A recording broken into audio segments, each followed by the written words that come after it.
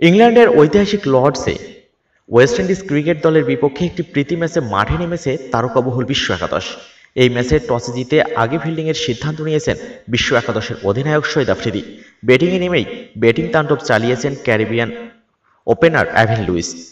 ২৬ বল খেলে ৫টি ছক্কা এবং সমান চারে তিনি করেন ৫৮ রান। এরপরে বিশ্ব একাদশের লেগ স্পিনার রশিদ খান তাকে লেগ বিফোরের ফাঁদে ফেলে বিদায় করেন।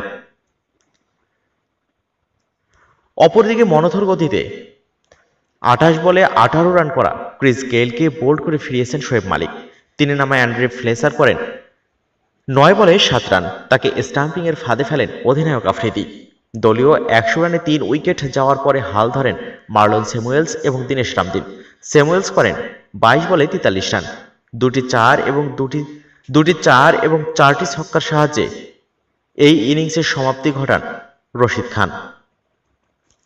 তবে স্যামুয়েলস থামলেও থামেননি দীনেশ রামদিন।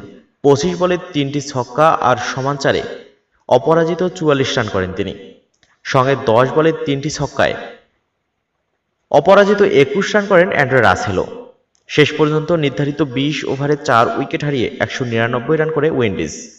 বিশ্ব একাদশের হয়ে ২টি উইকেট লাভ করেন রশিদ খান। তিনি দেন ৪৮ রান। ৩৪ রান দিয়ে একটি উইকেট দখল করেন অধিনায়ক শহীদ আফ্রিদি। এদিকে ম্যাচের শুরুতেই মাঠে নামার সময় দেখা যায় বিশ্ব একাদশের সকল খেলোয়াড় মিলে ৩৮ বছর বয়সী অধিনায়ক শহীদ আফ্রিদিকে গার্ড অফ অনার সম্মানে ভূষিত করেন। ম্যাচটিতে আন্তর্জাতিক ম্যাচের খেতাব দেওয়া হয়েছে, তাই এটি আফ্রিদির ক্যারিয়ারের শেষ আন্তর্জাতিক ম্যাচ। এজন্যই এমন সম্মানে ভূষিত হয়েছেন তিনি। জানিয়ে রাখা ভালো, গত বছরের সেপ্টেম্বরে হারিকেন ইরমা এবং মারিয়ার আঘাতে লন্ডভন্ড হয়ে যায় ক্যারিবিয়ান দ্বীপপুঞ্জের বেশ কয়েকটি স্টেডিয়াম। মূলত স্টেডিয়ামগুলো সংস্কারে তহবিল গঠনের লক্ষ্যেই এই চ্যারিটি ম্যাচের আয়োজন করেছে আন্তর্জাতিক ক্রিকেট কাউন্সিল ICC।